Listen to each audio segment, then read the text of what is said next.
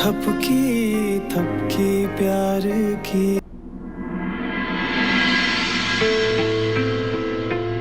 आप सब लोगों को मुझे कुछ दिखाना है, लेकिन उसके लिए आप सबको हमारे साथ एक बार ऊपर बालकनी में चलना होगा। क्यों? बरामदे में ले जाकर हमें मारना है क्या, धक्का देके वहां से? माँ प्लीज ऐसे मत बोलिए। मैं तो सिर्फ एक बार तो वही सब करके देखना चाहती हूँ जो उस रात वहां हुआ। हो सकता है वो सब दोहरा के हमें सच पता करने में मदद मिल जाए। अब कि ये हमारा घर है, अदालत नहीं है कि तुम कुछ भी कहोगी और मान लिया जाए। बस करो ये नाटक नौटंकी, बहुत हो गया। तब की क्यों टाइम वेस्ट कर रहे? अदालत का अपना और हमारा भी, मुजरिम को सजा मिलने दो। सर मैं भी तो यही चाहती हूँ कि मुजरिम को सजा मिले, चाहे फिर वो मुजरिम कोई और हो या फिर खुद बिहान।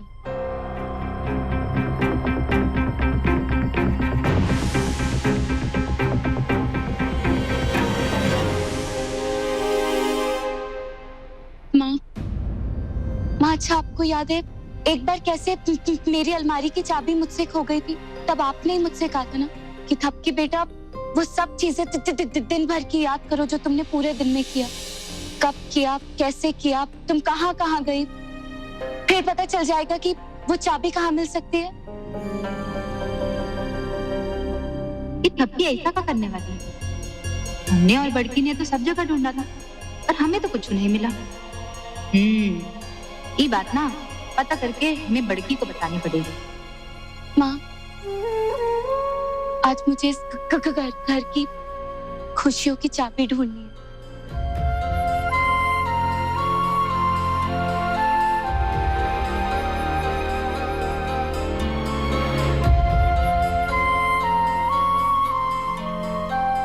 माँ प्लीज मना मत कीजिए, चलिए मेरे साथ ऊपर।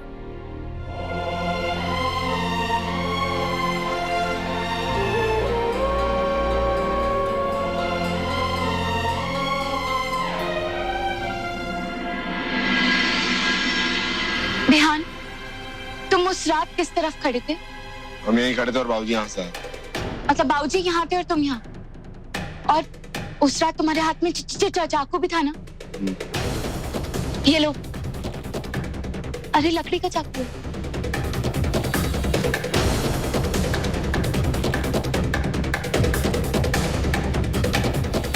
और अब मुझे बाबूजी समझो और वही सब बोलो जो तुमने बाबूजी को उस रात बोला।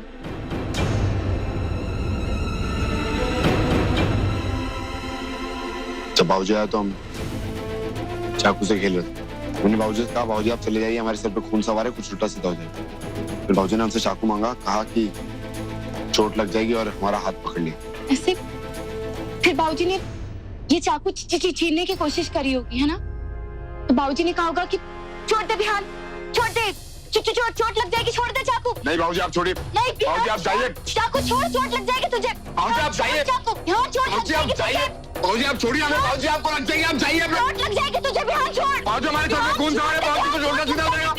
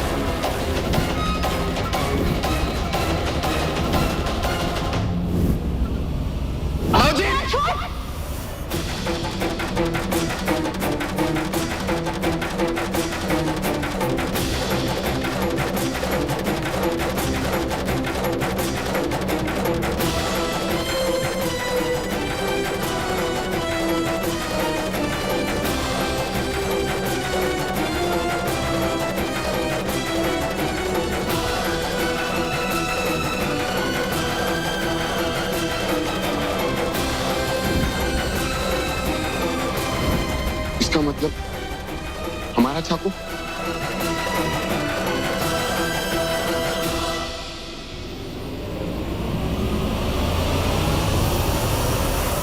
बिहान, अगर इस तरह तुम्हारा चाकू पीछे उड़कर गया था, तो फिर उस रात तुम्हारे हाथ में कौन सा चाकू था जिस पर बाबूजी का खून लगा हुआ था, जो तुम्हारे हाथ में था जब तुम नीचे उतर कर आए थे सीढ़ियों से?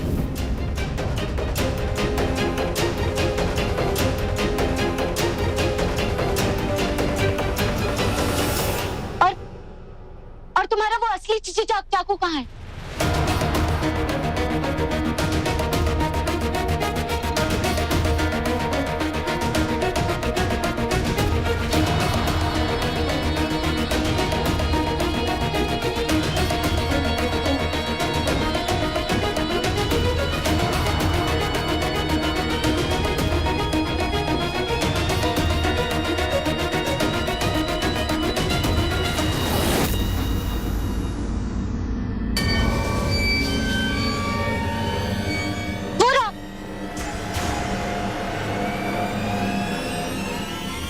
पेड़ के पीछे।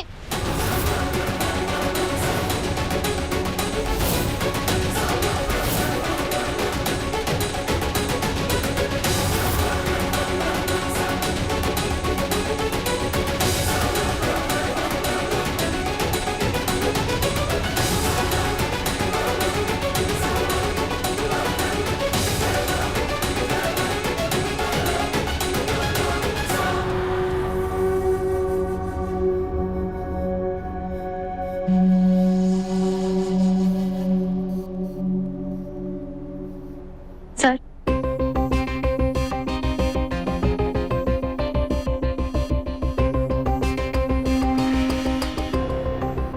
माय लॉर्ड, ये चाकू बिहान पांडे का है। इसका मतलब साफ है कि उस रात कोई तीसरा शख्स वहां आया था, जिसने किसी और चाकू से बाबूजी को मारने। वाह, क्या बात है। ये ऑनर, पति चाकू से वार करता है और पत्नी उस चाकू को बदल देती। मैडम, ये कोर्ट है, कोई टीवी सीरियल नहीं है जहां आप अपने हिसाब से कहानी बदल देंगी। आप वाकई में केस लड़ रही हैं ना? क्या यहां घर घर खेल रही हैं? What rubbish! It's not rubbish, Mr. Atal. It's the truth, Your Honor. और मैं ये बात साबित कर सकती हूँ कि ये चाकू जो हमारे घर से मिला है हमें कल, वो बिहान का ही है। और उसके लिए मैं मेरी मेरा मतलब है मिसेस वसुंधरा पांडे को कटघरे में बुलाने की इजाजत चाहती हूँ।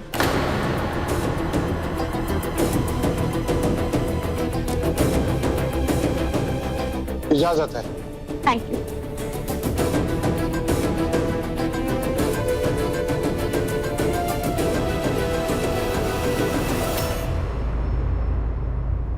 मिसेस पांडे, क्या आप पहचान सकती हैं इन चाकुओं में से हमारे घर के चाकू कौन से हैं?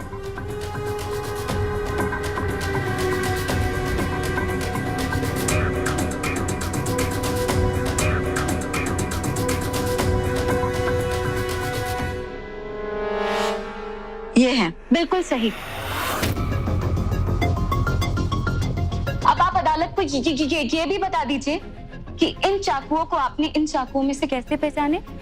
पांडे निवास के हर चाकू पर ये पी अक्षर लिखा होता है।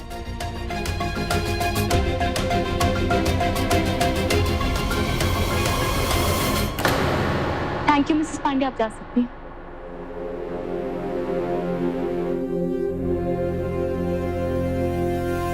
योर ऑनर, जो इस वक्त आपके हाथ में चाकू है जिस पर पी लिखा है, ये हमारे ही घर का चाकू है जिस पर बिहान पांडे की उंगलियों के निशान भी हैं।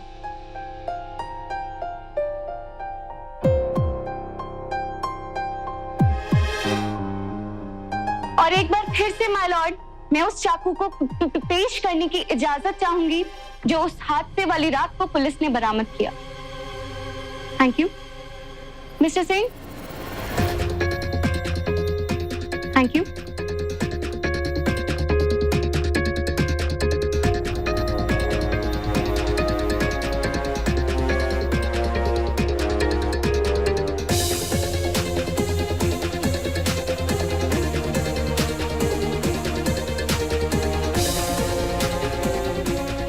रोनो, जैसा कि आप देख सकते हैं इस चाकू पर कहीं भी पी नहीं लिखा है। इसका मतलब साफ है कि ये चाकू हमारे घर का नहीं है, यानी कि पांडे निवास का नहीं है। और इससे साफ साफ साबित होता है कि ये चाकू घर के बाहर का है, जिसे कोई और बाहर से लेकर आया और इसी चाकू से उसने बाबूजी को मारने की कोशिश की।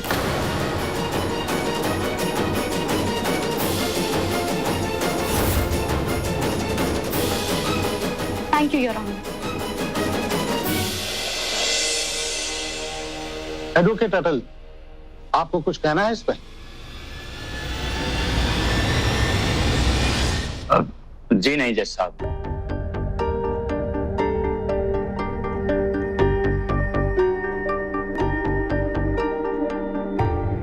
अदालत किसी भी शख्स को सिर्फ शक के बिना पर मुजरिम नहीं मान सकती। इसलिए ये अदालत पुलिस को आदेश देती है कि इस केस की फिर से तफ्तीश करे और असली मुजरिम को पकड़ कर लाए। और तब तक बिहान पांडे पर लगी पुलिस की निगरानी हटाई जाती है। The court is adjourned for the day.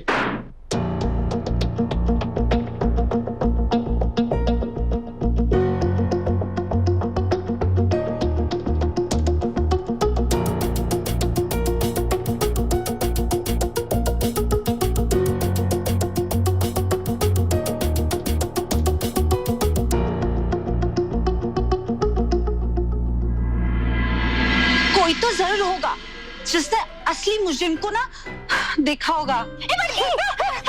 हमको पता चल गया कि कौन है वो जो हमको असली मुजरिम तक पहुंचा सकता है। अरे तुम जल्दी बता दे कौन है वो। तुम यहीं पर रुको, हम अभी आते हैं। अरे फिर कहाँ जा रही है? रुको ना, आ रहे हैं। कौन होगा?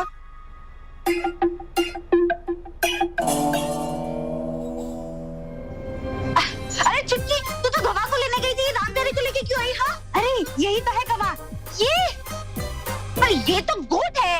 वो दिन ना राम प्यारी बाहर आंगन में ही बंधी हुई थी। ये हमका सच बता सकती है वो दिन हुआ क्या था, समझी? अरे राम प्यारी बताओ ना वो दिन हुआ क्या था। और तुमने देखा नहीं है ये राम प्यारी ना हमेशा अभियान देवर जी और थप्पी का कैसे साथ दिया था? पूछो ना। ओ हेलो मिस गोट, बताओ कि बाबूजी को चाकू किसने मारा है? कौन है असली मुजरिम? जल्दी बताओ।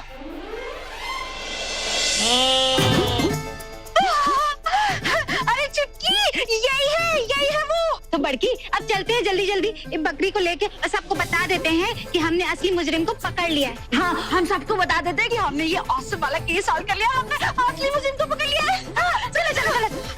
अरे देखो हमने असली मुजरिम को पकड़ लिया, देखो। आशु बेबी, यही है वो असली मुजरिम राम प्यारी। इसने हमने मुंह से बोला मैं करके। हाँ अरे बंद करो अपना ये बचपना तुम दोनों। एक तो घर में सब वैसे ही इतने परेशान है और ऊपर से तुम दोनों ये सब। अब मेहरबानी करो तुम दोनों और इस बकरी को ले जाओ। बकरी नहीं है, राम प्यारी है। बाबूजी, हम आपको कभी चोट कैसे पहुंचा सकते? बाबूजी, हमारा तो भरोसा ही मर गया था। लेकिन तब ने साबित कर दिया कि हमने आपको चोट नहीं पहुंचाई। हमने नहीं पहुंचाई, वरना हम तो ये सोच के मर गए थे कि हमने अपने बाबूजी को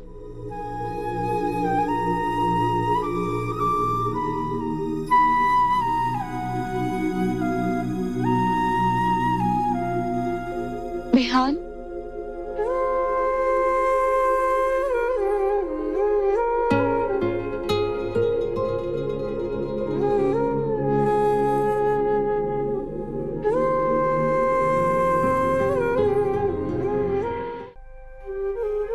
वो हम अपने बाबूजी से। भगवान ने चाहा ना तो बाबूजी बहुत जल्द ठीक होकर घर वापस आ जाएंगे। बिहान,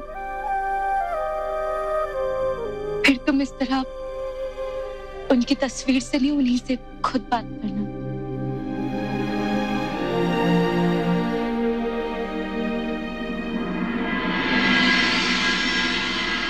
अब ये बी बॉल बिहान पांडे तुम्हें अपना वो रूप दिखाएगा जो तुमने आज तक नहीं देखा होगा। हमदर्दी दिखाने की कोई जरूरत नहीं है, क्योंकि अब बदले में सिर्फ दर्द मिलने वाला है।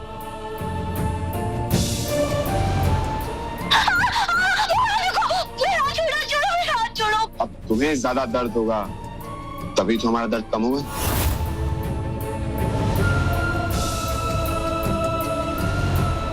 तुम्हें अपना समझते थे, इसीलिए छुक छुक गाड़ी बुलाते थे। अब हमें नफरत है तुमसे। पहले हमें तुम्हारे सिर्फ रुक रुक के बोलने से परेशानी होती थी, लेकिन अब हमें तुम्हारे होने से ही परेशानी होती थी।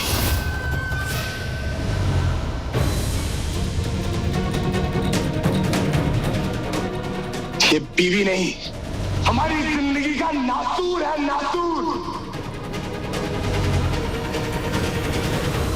इसे तो हम कभी माफ नहीं करेंगे। ये मर भी जाएगी तब भी नहीं।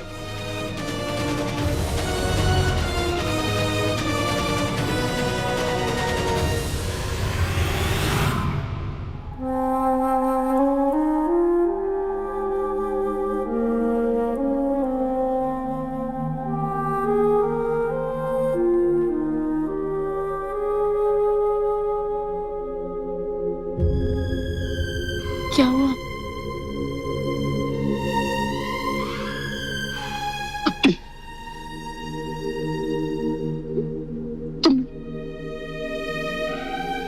तुमने हमेशा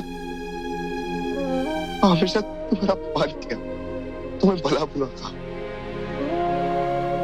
फिर तुमने